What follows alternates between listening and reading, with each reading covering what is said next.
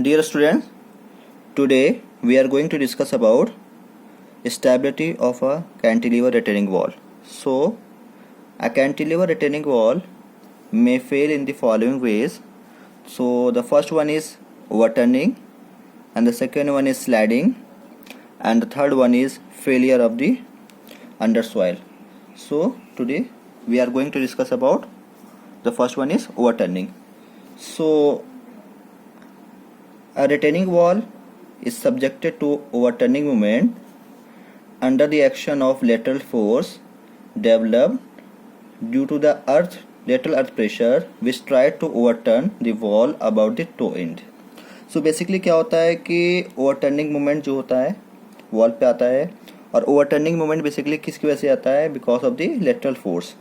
So lateral force की वजह से overturning moment आता है wall पे, और उस वो मोमेंट क्या करता है, वॉल को ओवरटर्न करने की कोशिश करता है अबाउट दी टो एंड. सो ये बेसिकली कैंटिलीवर रिटेनिंग वॉल है. So suppose the height of cantilever retaining wall is capital H and this one is toe slab, this one is heel slab, and this one is vertical wall is that is stem. So अगर हम lateral force की बात करें, सो lateral force जो यहाँ पे होगा वो कितना होगा? ये बेसिकली लेटरल अर्थ प्रेशर कितना होगा? That is Ka into gamma into H. So और ये जो फोर्स होगा लेटरल फोर्स वो ऐड करेगा डेट इज H/3 से, जो कि ऑलरेडी हम लास्ट लेक्चर में डिस्कस कर चुके हैं. So that is overturning moment की अगर बात करें, that is MO is equal to lateral force PAH into H/3. So PAH अगर हम बात करें लेटरल फोर्स की, तो ये क्या होगा? ट्रायंगल का area that is half into Ka into gamma into H into H. So basically आ गया that is half K gamma H square. So that is M not is equal to half Ka gamma H square into H/3. So half Ka gamma 1/6 Ka gamma H cube.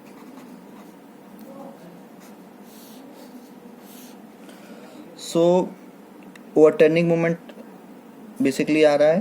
तो इस overturning moment को resist करने के लिए क्या होगा? एक resisting moments होगा.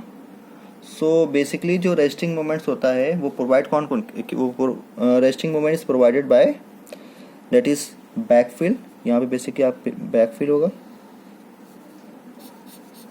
सो बैकफिल का वेट होगा. और क्या होगा? That is self weight of retaining wall. So अगर self weight of retaining wall की बात कर रहे हैं तो weight of stem, weight of base slab, और बेस स्लैब में भी क्या होता है? That is toe slab and heel slab. So ये सेल्फ वेट ऑफ बैकफिल होगा and the self weight of the retaining wall होगा. ये क्या करेगा? ये बेसिकली रेजिस्टिंग मोमेंट्स प्रोवाइड करते हैं. So suppose if summation of W is the resultant vertical load made up of self weight of retaining wall and the weight of backfill. Backfill का wait किस पे होता है? On the base slab. So resisting moment कितना हो जाएगा?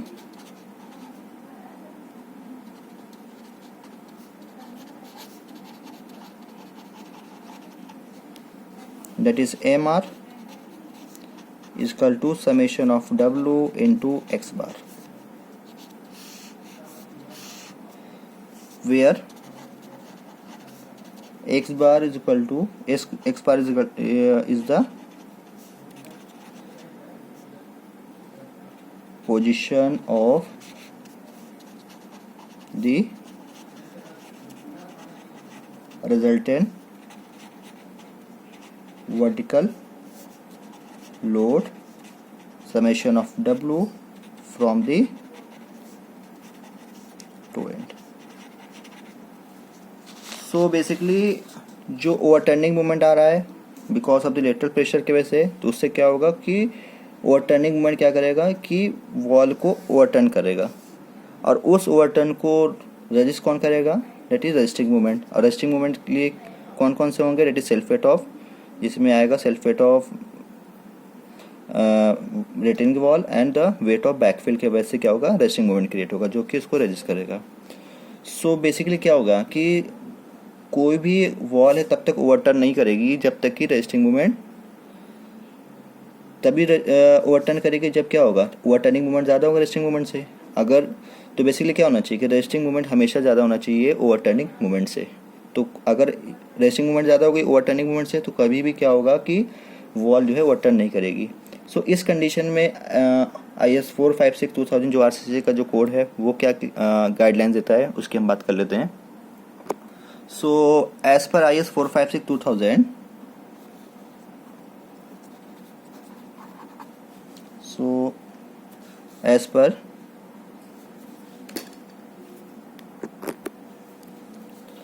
IS 456-2000 and clause number is 20.1. So IS 456-2000 क्या कहता है, the stability of the retaining wall against overturning should be ensured so that the resisting moment is not less than 1.4 times of the maximum overturning moment. So basically क्या कहता है कि the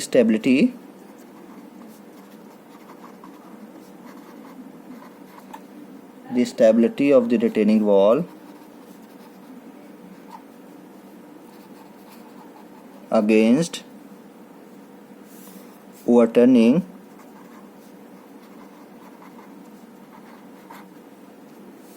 should be ensured that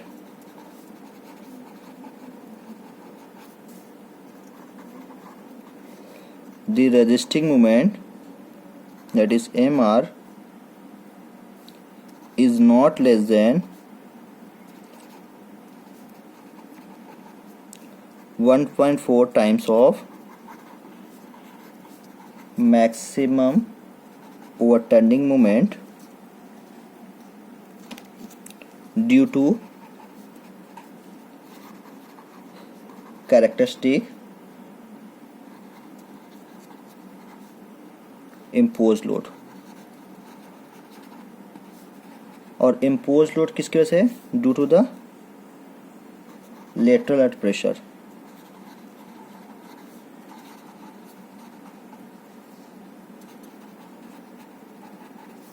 in the retaining wall।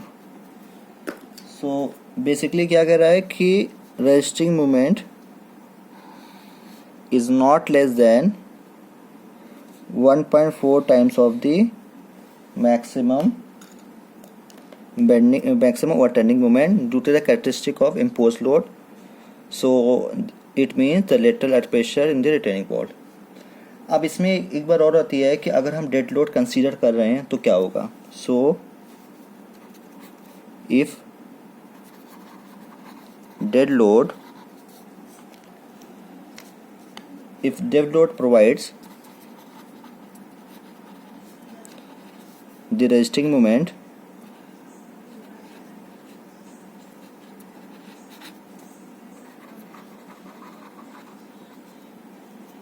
So as per code क्या, as per IS 456-2000 क्या कहता है कि only 0.9 times the characteristics dead load should be taken. So basically क्या कर रहा है, इस कंडीशन के हिसाब से क्या हो रहा है कि बेसिकली कि MR की वैल्यू हमेशा 1.4 टाइम्स ऑफ एम नॉट से बेसिकली क्या होना चाहिए, ज़्यादा आना चाहिए, इससे कम नहीं हो सकती है।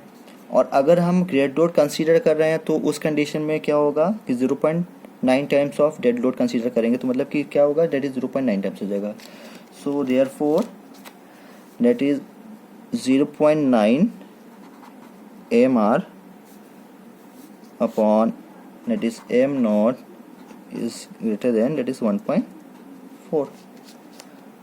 सो यहाँ पे बेसिकली हमने MR जो निकाला था वो क्या था, that is 0.9 summation of W x bar upon that is M naught that is Ka gamma H cube upon 6 that is 1.4। so ये as per ISO 2000। so second one is that is sliding। so the lateral earth pressure tries to slide the retaining wall away from the backfill। so basically क्या होता है कि जो lateral earth pressure होता है वो क्या करता है, वो स्लाइड करता है away from the backfill। so इसको रोकने के लिए क्या होता है कि this is opposed by the frictional force developed between the base slab and the soil। so जो फ्रिक्शनल फोर्स होता है, जो डेवलप होता है बिटवीन द बेस स्लैब और सॉइल, सो वो क्या करता है, इस चीज़ को अपोज करता है, स्लाइडिंग को अपोज करता है। सो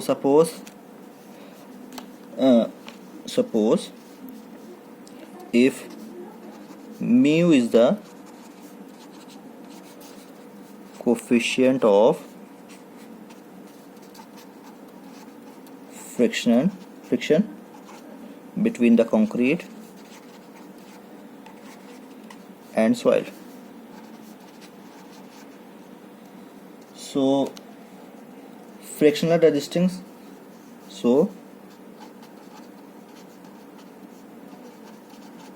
frictional force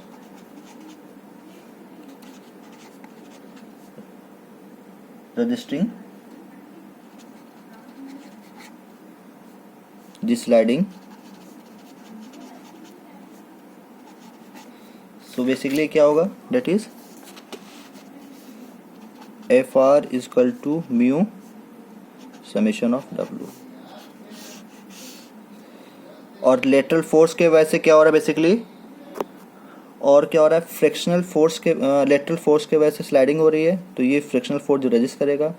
अब स्लाइडिंग किसकी वजह से हो रही है, because of the lateral force. तो lateral force that is FS जो कि हमने निकाल चुके हैं, that is PH is equal to KA gamma H square by 2।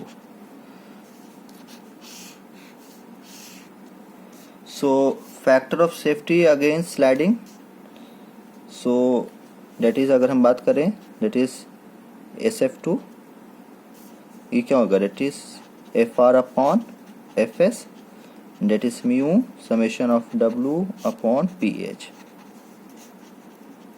सो इसमें भी कंडीशन होगी कि एज पर 456/2000 क्लॉज क्या कहता है कि minimum factor of safety of 1.4 to be insured against sliding. तो इसमें बेसिकली क्या होता है, इसमें भी फैक्टर ऑफ सेफ्टी 1.4 ही होती है, सेम एज ओवरटर्निंग। और अगर हम डेड लोड लेते हैं तो 0.9 times the characteristic dead load is to be consider for the restoring force. So अगर हम डेड लोड कंसीडर कर रहे हैं तो डेट इज क्या होगा 0.9, that is as per IS 456/2000 that is 0.9 mu summation of W upon PAH हमेशा क्या होना चाहिए, 1.4 से ज़्यादा आना चाहिए। ये बेसिकली क्या है, that is as per IS 456/2000। अब एक बात आती है कि अगर ये वैल्यू 1.4 से कम आती है तब क्या होगा, तो अगर if the factor of safety against the sliding comes out to be less than 1.4, उस केस में हम क्या करते हैं कि एक शेयर की प्रोवाइड करते हैं। सो शेयर की अभी मैं फिगर बनाऊंगा। तो शेयर की क्या करता है कि शेयर की इंक्रीज करता है resistance against sliding as the passive earth pressure develop on the shear key provide the additional resisting force against sliding. So basically क्या होता है, so basically shear key provide करते हैं। So this one is shear key, और यहाँ पे क्या होता है, that is passive earth pressure. So अगर हम शेयर की प्रोवाइड करते हैं तो उससे क्या होगा कि रेजिस्टेंस जो है इंक्रीज हो जाएगा अगेंस्ट द स्लाइडिंग, और पैसिव अर्थ प्रेशर डेवलप होता है ऑन द केयर शीपर, जो कि प्रोवाइड करता है additional resistance against sliding.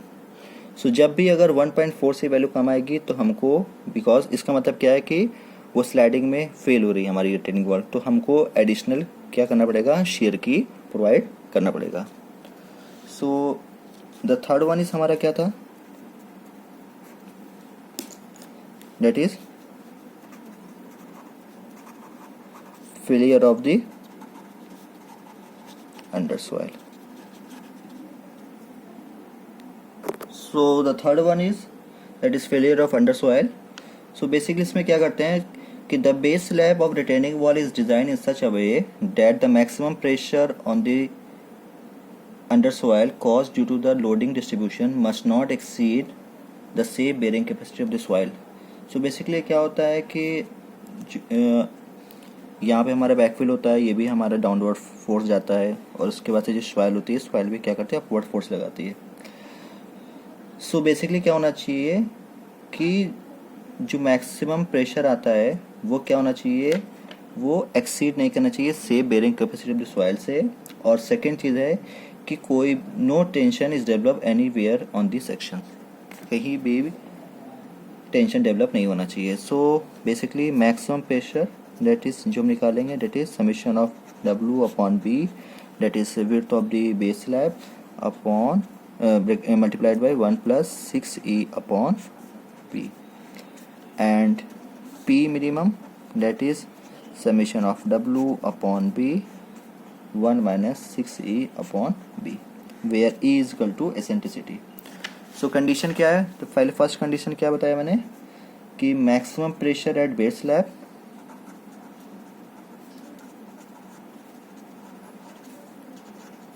Slab it means P maximum क्या होना चाहिए, वो safe bearing capacity of the soil से कम होना चाहिए। सो P मैक्सिमम शुड बी